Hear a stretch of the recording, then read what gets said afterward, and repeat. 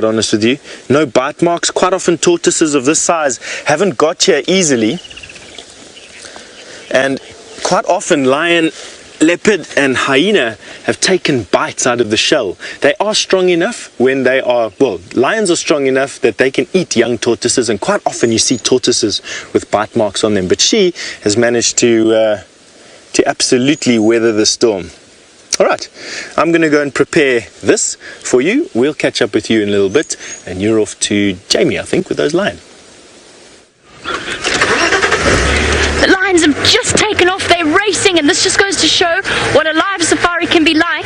I think the female spotted something that she wanted to hunt. Sorry about that, everybody. My name is Jamie, and you are on a live safari from the middle of the African bush. What were you after? What was that all about? She shot off, and she is looking very, very empty-bellied, and what a fantastic morning we have spent with these lions here in one of the best places to view the big cats. We've got this female Amber Eyes and her courting friend, the Birmingham boy. What were you after, my girl? Hey, she's hungry, but at the same time, he doesn't want to let her hunt at all, so she's busy searching to see what they're up to. And I'm just watching the male lion that just walked right past the vehicle. And that is the joy of these live safaris, is that at any second, anything can change. Let's try and catch up with them. That was tremendously exciting. I don't know what it was that she saw. I think it might have been an antelope. She obviously missed out on her opportunity to manage to get them. Now, because this is a live safari, it does mean that it's interactive, which means send through your questions, and you can do that on #SafariLive on Twitter. For those of you that have just joined us, there are other vehicles in this sighting. So they are here to enjoy the sighting with other tourists that have come to experience these special moments. I'll just hold on one moment. I'm going to try and get around. We might have to put up with a view for 1 second. Of course, it's very carefully managed out here to make sure that the lions and the animals are not overpressured in any way. So we're always controlling sightings with different vehicles via radio. Thank you very much, mister. That was very kind of him. There we go. Here comes our lions.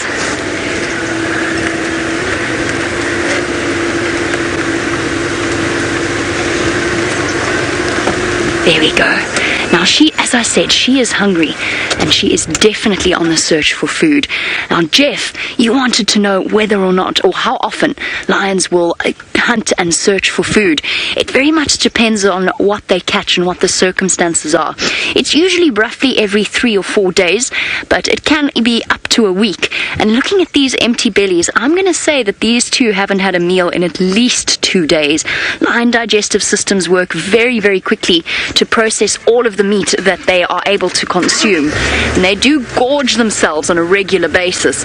So she's definitely in the search for breakfast, and he is in search of something else, something very different, and that means that she's coming into heat or coming into estrus, and that's why he's following her nose on tail.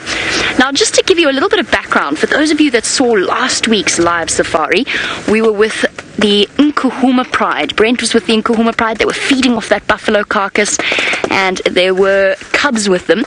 Now, Amber Eyes, the lioness that you're looking at, she is from that same pride.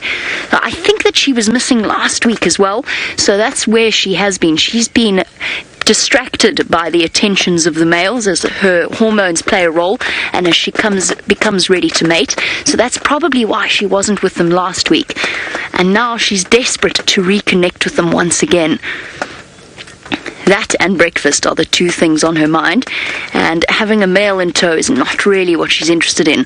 Now, I've seen situations like this with Amber Eyes, actually, interestingly enough, where the male lion has actually, in the end, basically messed up the hunt, because he's so focused on not letting the female out of his sight that as soon as she starts to run, as she did there, he immediately runs after her, thinking it's time to have a chance to mate, or perhaps that she's seen another male. So he's very defensive, to the point that he will sabotage her attempts at getting food. Let me take a guess here about where you're going to... No, let's do this. Now, I did see them earlier walk straight past an antelope that they didn't see. So they are... Oh, yeah, there we go. They're going... I should have stayed where I was. This is the joys of filming live wildlife, is that animals do unpredictable things at unpredictable times. Alright, hold on everybody, we're going into the bush. Oh, now we're going the other way. Watch out, thorns, watch your heads. Right, while our lions are on the move and while we catch up with them, let's go back to Brent and those gorgeous leopard cubs. Well, it started raining hard again, or harder, and it has caused a bout of tree climbing and shenanigans again from the two little troublemakers. Look at that jump! Oh my goodness! Oh, this is amazing. This is absolutely amazing. I cannot take my eyes off these incredible little cats, and you can see how close they are to me. They've come within 2 feet of my legs. My name is Brent Leo Smith, and I'm with the most incredible little leopard cubs who are jumping up and down. Look, here we go. And again, the big jump. And this is 100% live from Africa to your living room. And remember, if you want to ask us any questions about these cuties, send us a message using the hashtag #SafariLive on Twitter.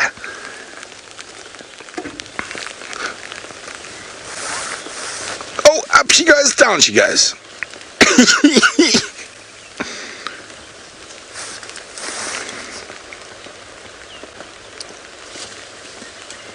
Oh, this is...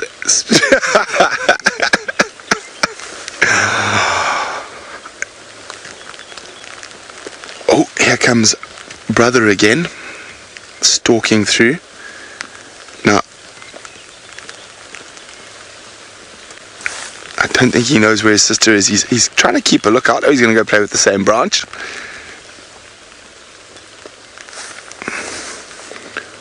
Where did my sister go? Oh, there she is.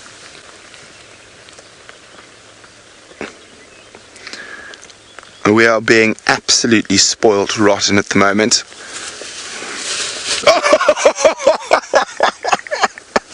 Oh, they're on the move, oh jeez. Oh, here we go, hold on, we need to get around so we can see them. Where they gone? I can't see them. There they are. That was incredible.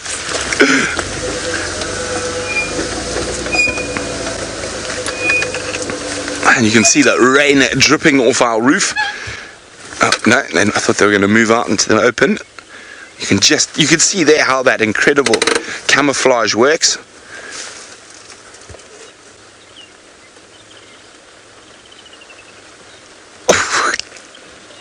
Swat!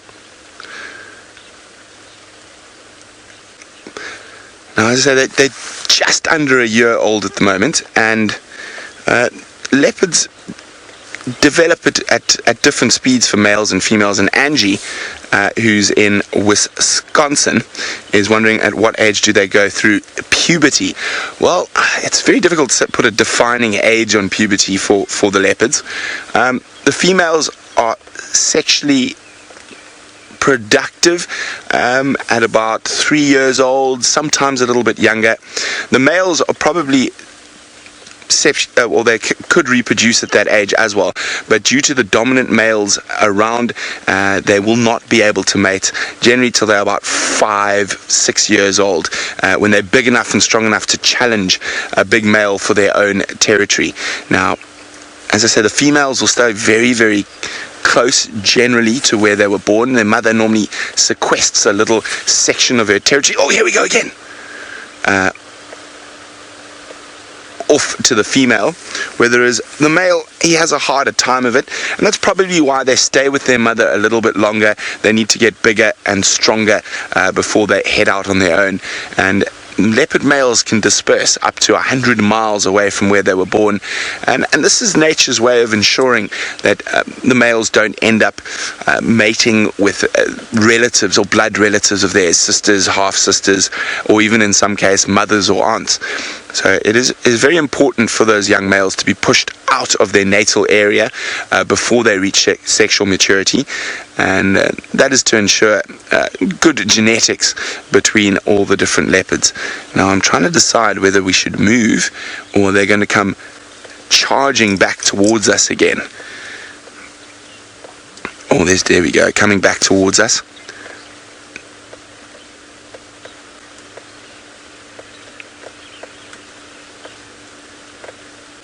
Here comes Mr. Hosana. Let's see if he goes swimming again. No, he's decided stalking sister while pretending to walk the opposite direction is the right option. Oh, there she is. Where's he now? He's literally melted into the thickets. Oh, he's coming. He's on his way. He's getting closer.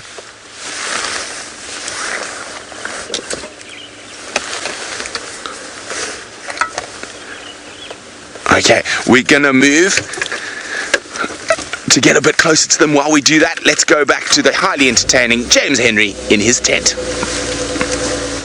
I'm outside the tent because I too want to feel the wonderful feeling of African rain on my skin. My name is James Henry, and you, if you have just joined us on a live safari, yes, that's what I said, completely live, from the African wilderness, the northeast corner of the Great Kruger National Park. And what I thought I would show you quickly, you've seen how amazingly agile those leopards are. Well, we're not quite so agile as a species, and it just amazes me that they are able to be leaping around in a tree with such astounding agility and not falling out. And you can see, as a human being, we are really not that impressive physical specimens when compared with the wonderful cats we've been looking at. Now, let's take a closer look at where we are in the world. We're going to zoom in on the northeast corner of South Africa, the western fringes of the Great Kruger National Park, and you can see Djuma there. Djuma is that little piece of land that we are very privileged to call home, on which this dead knobthorn tree lives. Now, as you have seen with those lions, sorry, I'm panting a bit, it's exhausting climbing this tree. As you've seen, mating with lions does not come with any form of sort of finesse or ease, and it's the same for all the cats. So have a look at this clip, which shows just how violent and how angry cat mating can be. Throughout history, disagreements over mating rights have been the cause of violent conflict in our own species and in the natural world. From ancient Troy to the modern Western Kruger, testosterone-fueled males have fought recklessly for the right to father young. Horns and scowls crack together.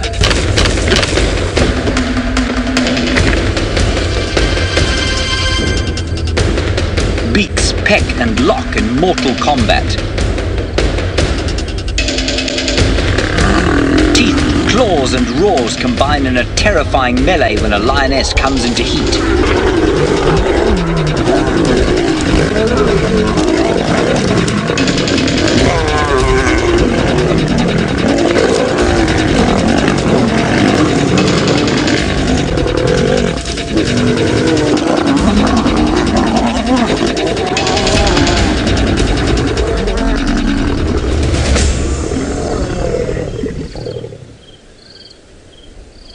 But fighting for love can come with dire consequences for female and male. Once it's decided who's going to mate with whom, the conflict is far from over. For cats, a tender moment quickly turns into a ferocious rebuke.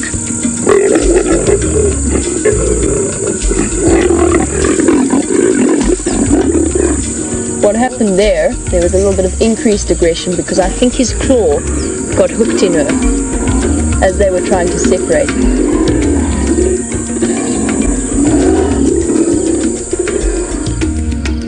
In nature, procreation leaves its mark, sometimes temporary, often permanent.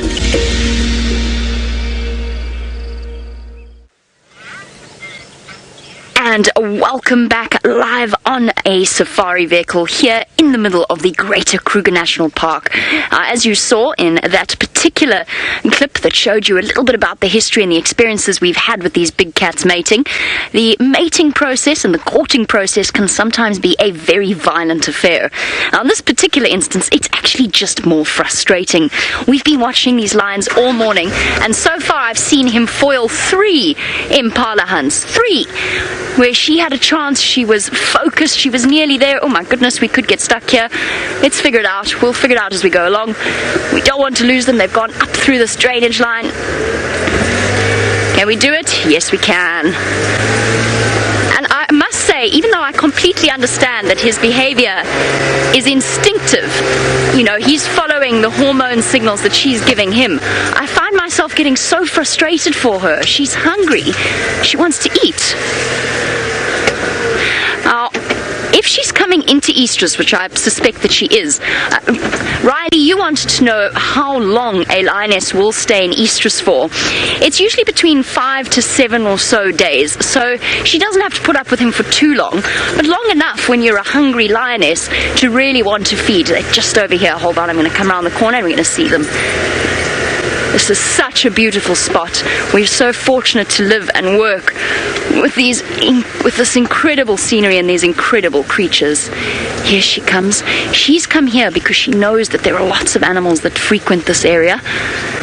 And she's going to stop and go and have a drink. Yes, mister, I know. You're not getting your way at all, but she's hungry. She's not interested in you, and she's not going to be interested in you until she manages to have something to eat. Sorry, let me move my head out of the way. Hey, big girl. Walking right next to the vehicle. Well, you saw from that clip that we showed earlier that mating can be, as I said, a very violent affair. She's smacked him a few times, and I think before the morning is out, she's going to smack him once again. We are just about to take a short break, but don't go anywhere. Anything could happen. I think they're heading in the direction of another male lion. Brent has got those amazing leopard cubs. All of this in the African bush. We'll see you soon.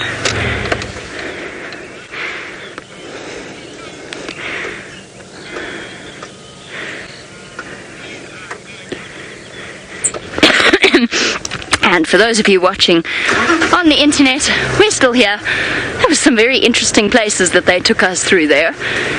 But we are back on the road once again, and poor Amber, she just wants to have some breakfast. That's all she wants. I really think he's driving her... Ooh. And she's not going to lie down in a puddle, I wouldn't have thought. He's going to stop and have a drink. As soon as she lies down, he immediately heads across to her. You can see the massive feet. One of the things I'm hoping to do is show you the beautiful tracks they've been leaving behind in the mud. Oh, and back once again. He is quite solidly single-minded. The feet. One of the things I'm hoping to do is show you that they've been leaving behind in the mud. Oh, and back once again. He is quite solidly single-minded. Are you ready yet? Is it time yet? No, buddy. Not yet. Not until she's had something to eat. Look how close he is. He's so close that he's getting smacked by her tail across the nose. And then he bites it, like it's her fault. Oh, that look. Oh, that look.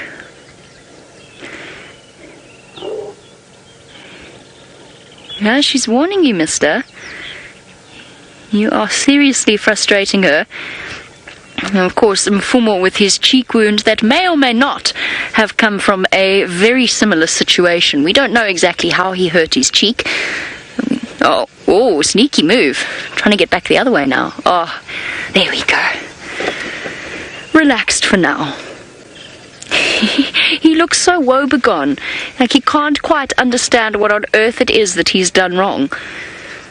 Got all of the signals and all of the hormones are telling him he's got the right idea, but she's just not having any of it. Right, let's take this opportunity to get a little bit closer. I wonder where that other Birmingham boy is, because apparently there was one roaring from quarantine. Excuse me. Ooh, tempting. We'll do lion tracks later, when we don't have actual lions with us.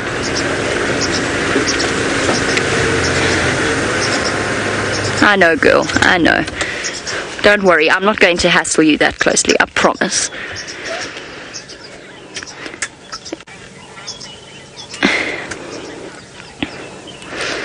Now, as you can see, she's still intent and still alert, so it's not as though she's lying down for a proper snooze. He's lying down until she gets up. But it must be a most frustrating process for her.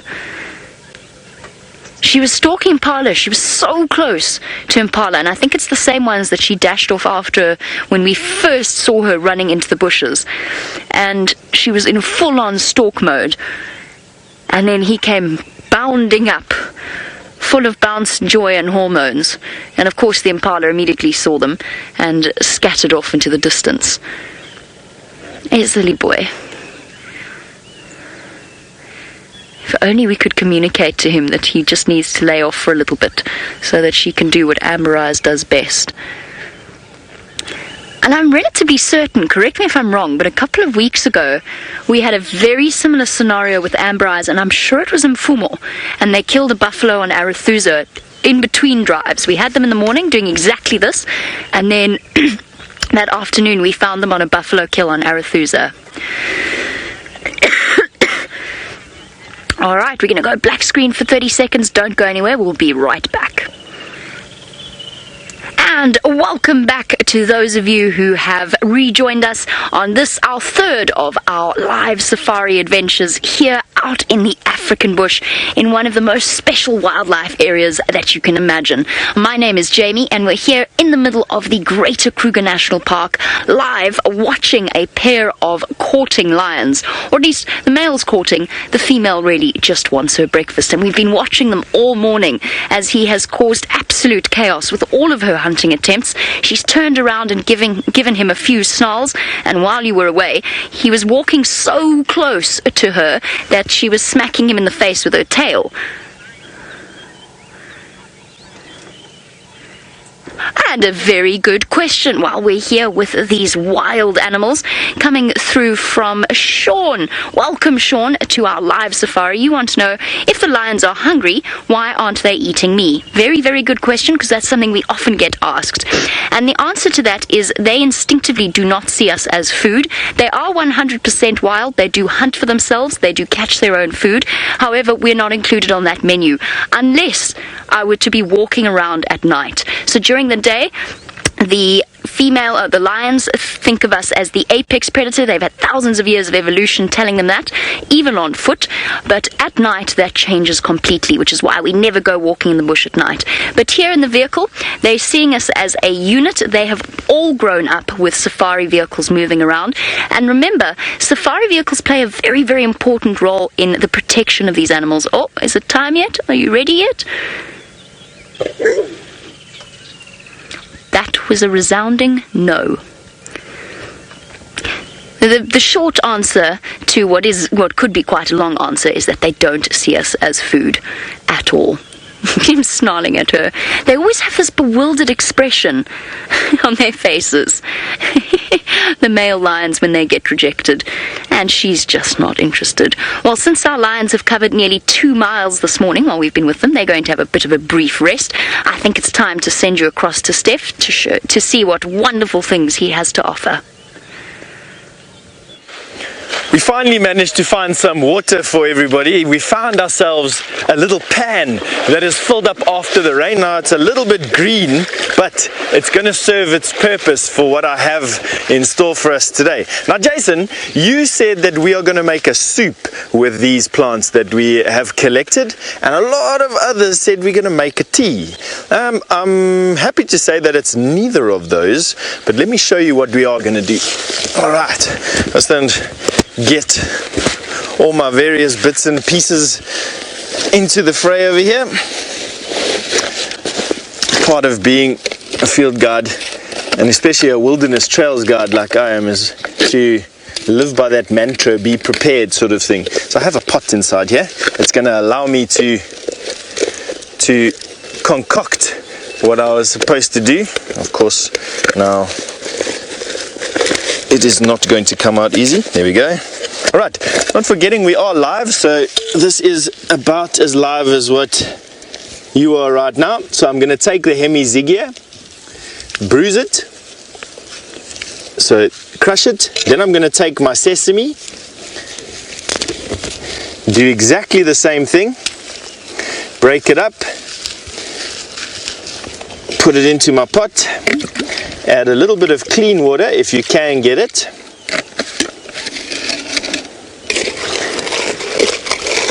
Alright, and then just squish it up quite a lot. Can you guess what we're going to be doing yet? I'm going to show you here. We are busy making something that has been used in the local areas over here for centuries with the two plants. One is an aromatic. The Hemizigia smells delightfully like coconut or a Thai green curry, depending on which plant you get from which area. The sesame doesn't have any smell, but it has got what they call a saponin in it. Now, this is going to take a little bit of time to brew, and when you come back to me, I'm going to show you exactly what it turns into. In the meantime, you're going to go off to Brent with those leopards. Well, they've moved about 100 feet, 150 feet from where they were, and I can't see the young male Hosana. I can just see little Xongile resting up on a fallen acacia tree, but from where she's looking, I'm pretty sure that's where he is. She keeps glancing off to the northwest of us every now and then, and what I am hoping is I heard some impala alarm calling. And if you remember what alarm calls are, it's what the different animals, the noises different animals make to alert the presence of predators. So we heard some impala going poof, poof, poof, and what we hoped they were saying was Karula, Karula, Karula, and the mom is on the way back here because the cubs have moved a little bit off in that direction where, there she goes, where those alarm calls were coming from.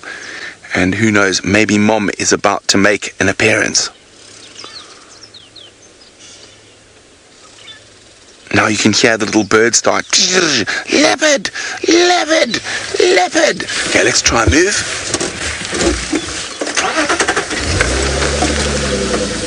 Now, it can be quite precarious moving off-road through the African bush. And we'll try. Oh, look, there he is. Look where Hosana is. That's why the birds are going crazy. He's on top of that tree there.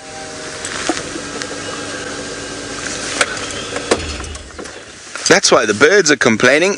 Maybe young Hosana is trying to be the terror of cisticulars and other birds. Okay, let's try and get a bit closer.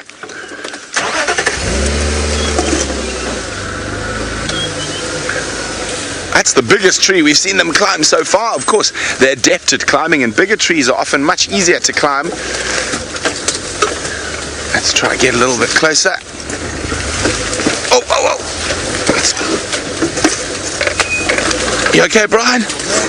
Just trying to get you in a spot. They are literally using that tree as a massive jungle gym at the moment. Let's just try and get the roof out of the way. Let me go back a little bit. There we go.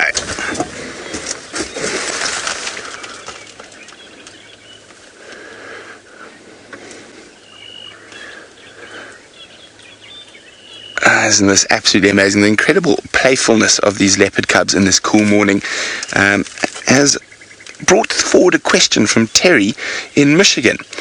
Terry says, well, can't they hurt themselves while they're playing?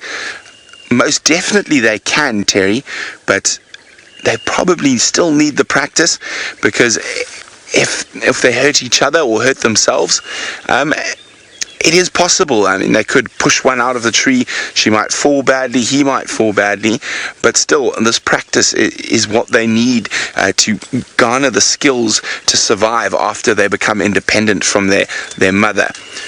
Now, he always seems to choose slightly dodgy looking branches to lie on, and that branch he's lying on is definitely rotten and dead. So why, of all the lovely branches, yes, very carefully move from there, mister. Oh, I suppose it gives them a nice high vantage point to check for Mom coming back now.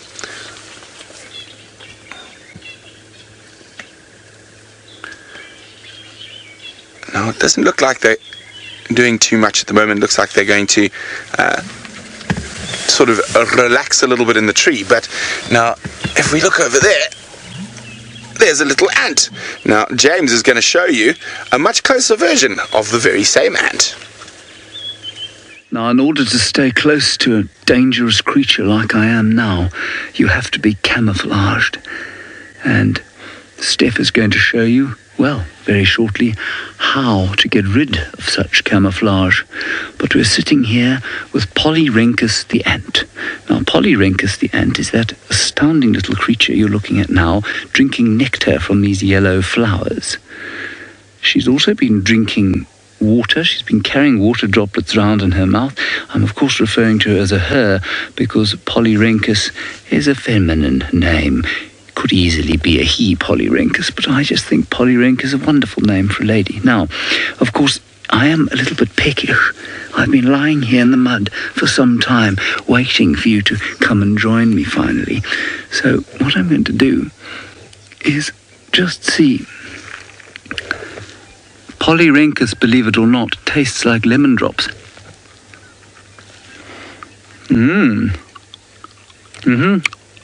Yeah, that's pretty much like a lemon drop. Woo, it's quite... That's quite sour. I've squeezed out the abdomen and it was very delicious indeed. There's another Polyrhynchus over here. I won't eat this one. We don't want to eat too many of them. There are probably only about 7 billion of them on this reserve. Now remember, we're still live. Hashtag Safari Live is how you get hold of us. And this is but the third of 8 live safaris brought to you from this iconic area. Now, I have been in the mud. Stef is currently in the water, and I think he's going to show you how to have a bath. We definitely have got our mixture going at the moment. I've even managed to get some utensils to use as well. Now, to answer everybody's question on this quiz, we have made soap. That's what we've made. We've made a very pleasant smelling soap. Look at that. Isn't that the best thing you've ever seen? Now, Judy, you've guessed that we're making soap. Well done for you there. I wonder if you guessed that the hemizigia has made it a coconut soap. So we've made a coconut soap. I'm now just getting my shower gel, my green shower gel, rinsed out of my sesame. We can chuck that once it's done, and you can see now that I have a very jelly mixture. And now we're going to use my Kailinga. Now, the Kailinga is an antibacterial. It has antibacterial properties. So we take a little bit of our Kailinga, put it onto our brush, and then you basically can start to do what you need to do with this stuff, really. It's literally exactly the same as shower gel and soap. It's been used for ages as everything. Rub in the Kailinga. Helps you with pretty much anything that you can think of. You can use it as a bit of face gel. Get yourself going. And the local Shangaan ladies have been using this to bath their kids forever. Now, it's not the only thing that contains saponins out here, but saponins definitely help keep nice and clean. They're also water soluble, and so once you've finished, you can rinse it all off. And you even have a scrubbing brush. I've made a scrubbing brush from a piece of baboon's tail, and that you can lightly exfoliate with if you want. It's quite rough. You can do what you feel like doing. And it should leave you feeling nice and clean and sparkly. Now, the water that I am busy cleaning myself with is not the cleanest water on the face of the planet. It's had a whole bunch of rhino and buffalo and elephant living in it for the last couple of months. But but I'm hope that the rain from the last couple of days has sorted it all out. But just to go again, soap. Now, made just with plain water. Jacob, you wanted to know exactly what we did. Yes, I just mixed it with plain water, and then you crush the leaves and these saponins come out just like that. And then I found a kalinga that is antibacterial. Bushmen have been using these kalingas literally as bottle stoppers for their water containers, and what it does is it stops the water from going stagnant, and you can infuse the water with it, or like I said, you could use it as a brush, or you could use it as a hand washer, and it adds a lovely clean fresh smell to it. It's basically a minty smell on top of the coconutty smell that we got, and then you're left with a whole bunch. As you can see, that's my leftover soap. Very, very, very cool. Alrighty, now just to wash off all the extra, and I don't quite know what I'm going to be doing with the algae that I've now got everywhere. Now, you're going to be going off for a break. Don't go anywhere, because we've still got those leopard and the lion waiting just for you.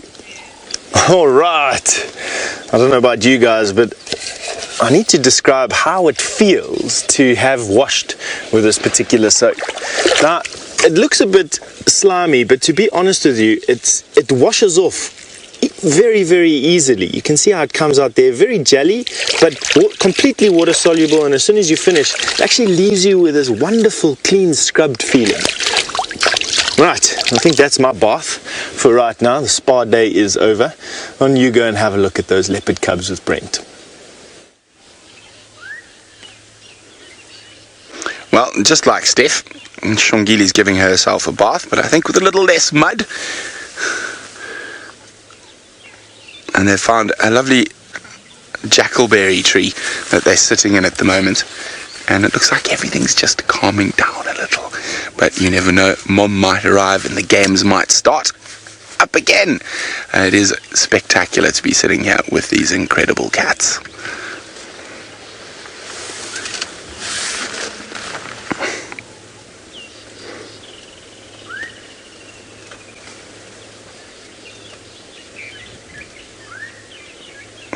It still always amazes me how agile they are, even in this wet weather, able to leap up and down in these trees. I think if we had to try to do the same, we would fall on our backsides.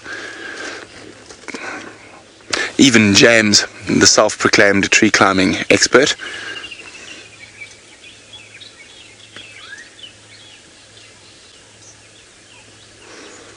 I think they've been playing for so long now, they might just settle down and wait for Mother Deer.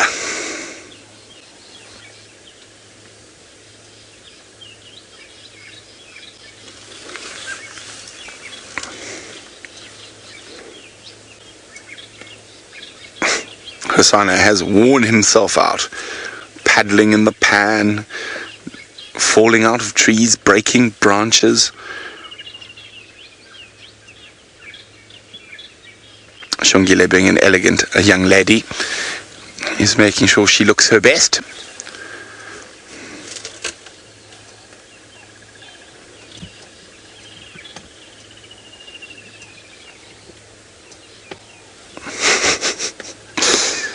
Doo-doos.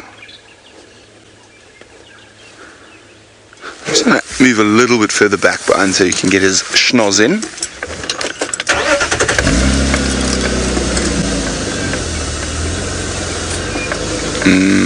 Maybe not.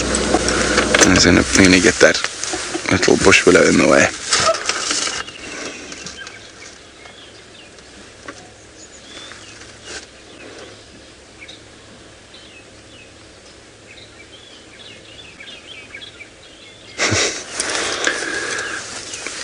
A tale of two tales. Now, whose is who?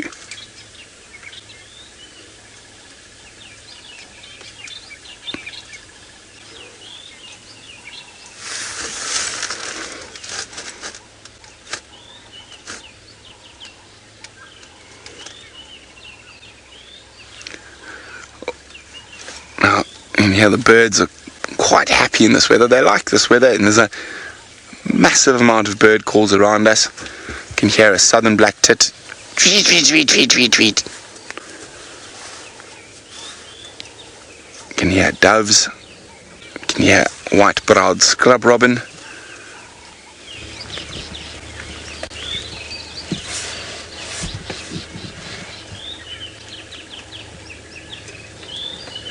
Oh, where are you off to? Are you going down?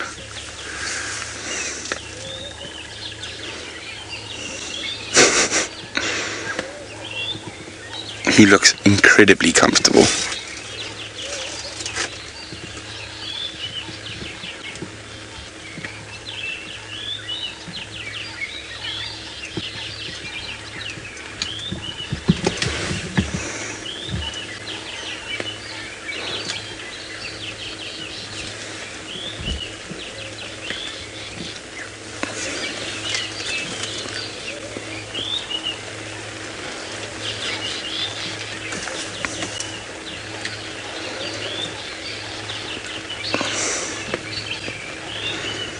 Looks like Xongile's got hold of an old vine that she's chewing on.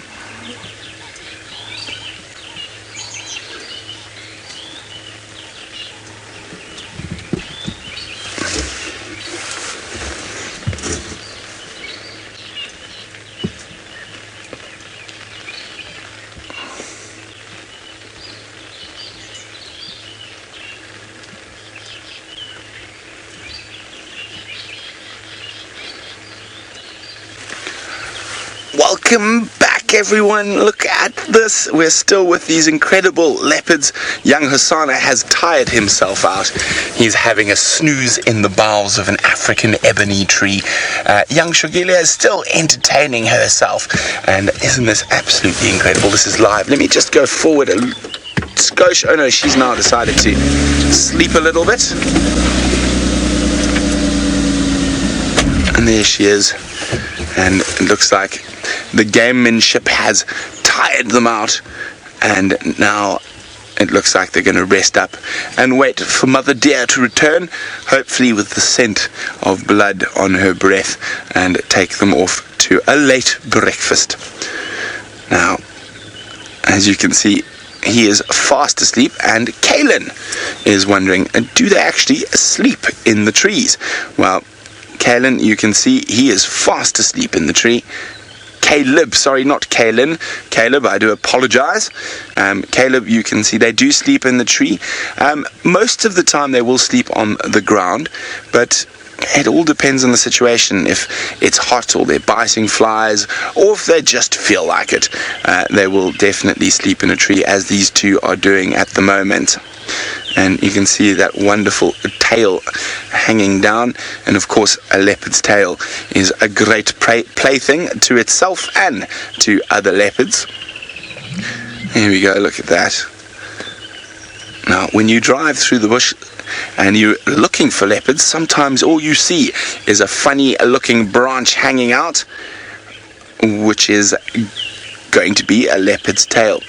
And of course, look at that. Oh, and you can always use your paw as a pillow. Oh, his sister up and up again, so that's what caused him. Oh, she might come down the tree. She's decided he's got the only comfy spot. She's out of here.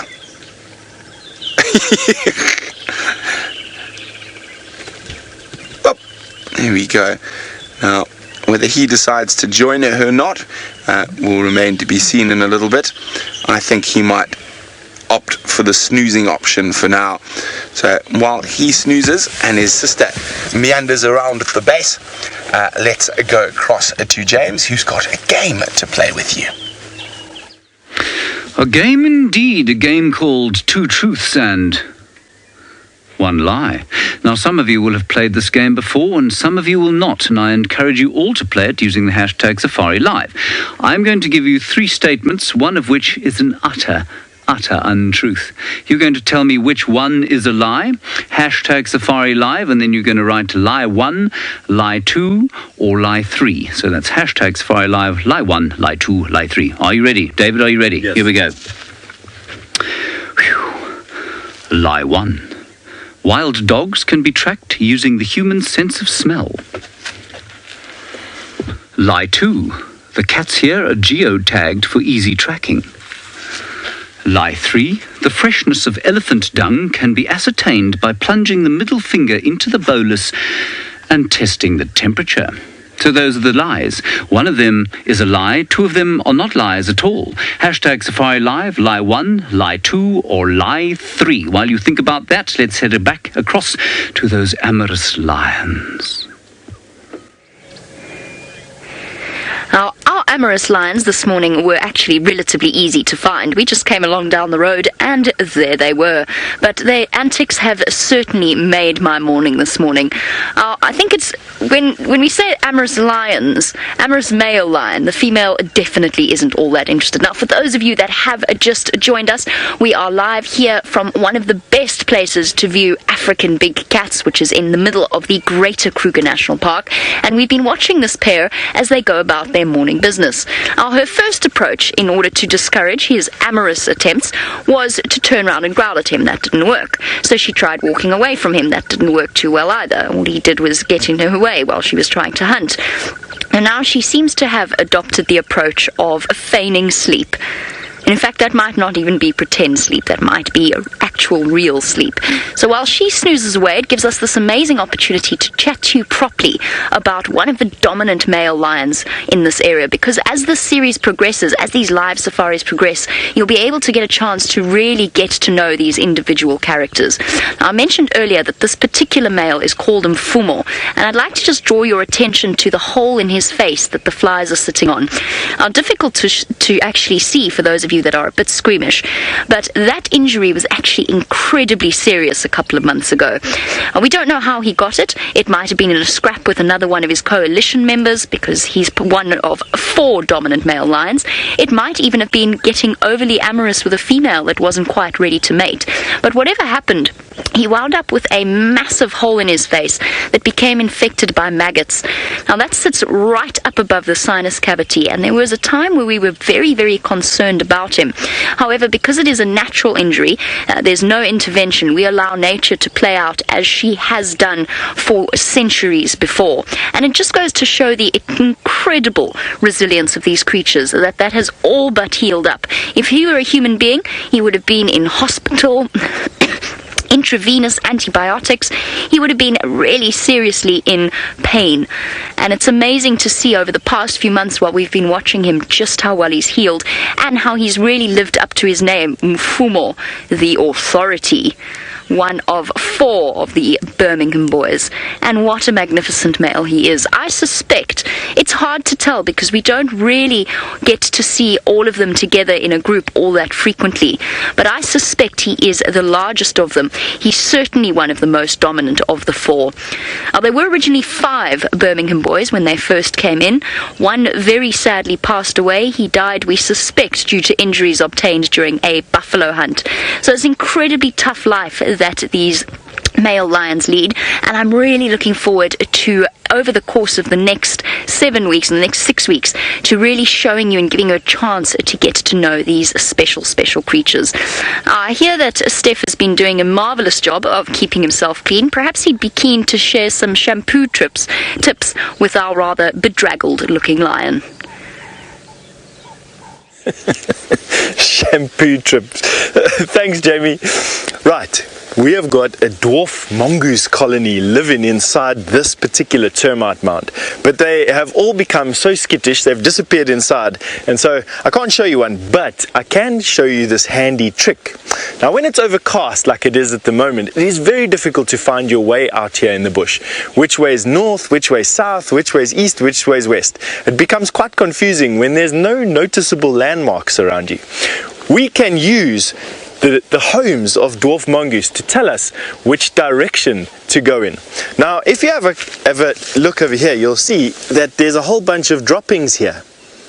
These are the droppings of the dwarf mongoose that you can see here, and they always do their droppings on the northern side of the termite mounds that they live in.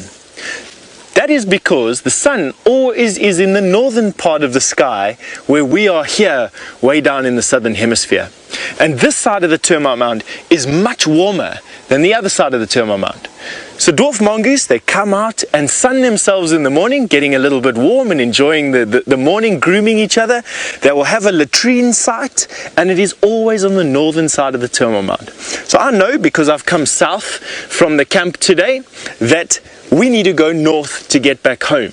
And so we put this at our backs, and I know that that is north. How cool is that? Very, very nice. Come and have a look at a track of a dwarf mongoose. We've got one here, just to show you. That is basically exactly how big it is.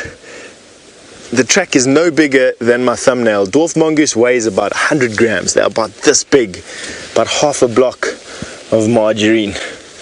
All right, now that we know what direction we're going and I'm not going to be lost, why don't we send you back over to James for the answer to those 2 truths and 1 lie. Indeed, 2 truths and 1 lie, everybody. You may see that I have changed slightly. This is because the tent lives in 2017, and I will be having a shower after we go off air. Now, unfortunately, as per last week, 2 truths and 1 lie was too easy for you. 70% of you got the answer correct. The cats here are not, in fact, geotagged. They're all tracked on foot and in the vehicles using the old method of actually following their tracks. You can, however, find wild dogs with the sense of smell. They stink like wet, shaggy Labradors. And, of course, you can test the freshness of elephant dung by putting your finger into the middle of it. Now remember, we are going to be joining you next week, same time, same place, Eastern time, 11 o'clock in the United States. That will be the 4th of our 8 live safaris. Until then, I hope you have a wonderful time wherever you are. I'm going to clean myself while you take a last look at those little leopards.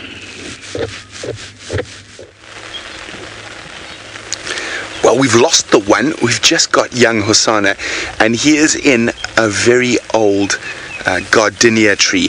Now, this particular tree has actually got quite a lot of special meaning for me with these leopards.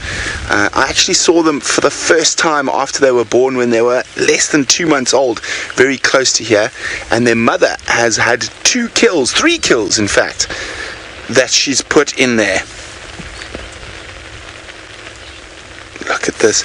I think he's actually lost his sister. We're not sure where she is either, and he's busy trying to find her, and it has just been so special to spend time with these cats. Now look how close he is to us. He's actually going to walk right behind us. I can't move the car.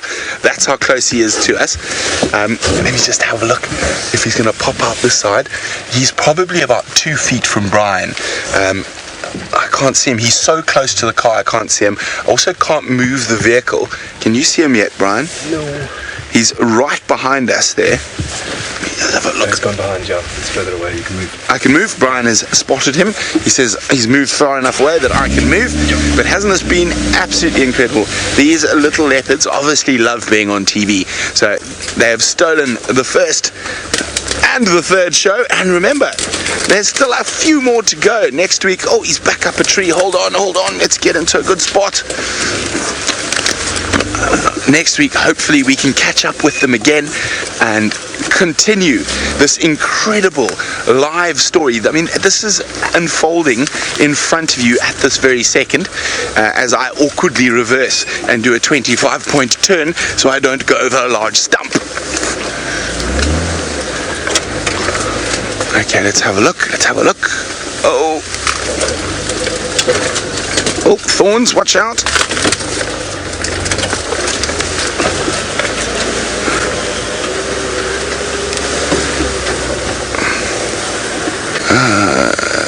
How's that, Brian? He's right in that thicket there. He's in a thorny acacia thicket. We can't get any closer, but they have absolutely spoilt us this morning.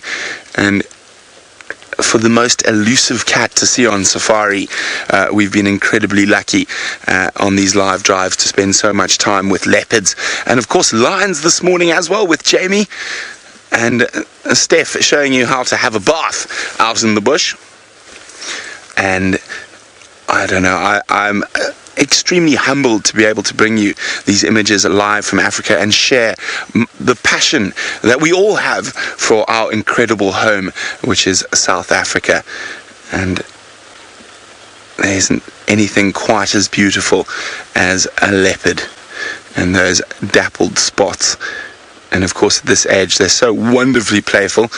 They give us the best time. I'm trying to decide. He's got me in two minds whether to move or not.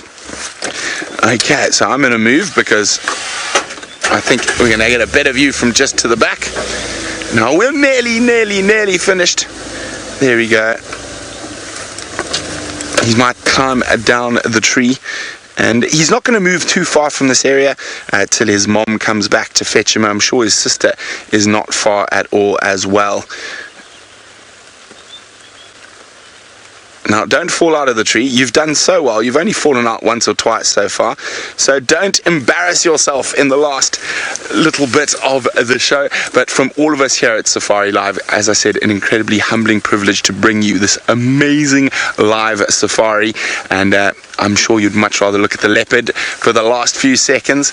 And remember, next week will be the 4th live safari, Sunday night at 11 p.m. Eastern Standard Time.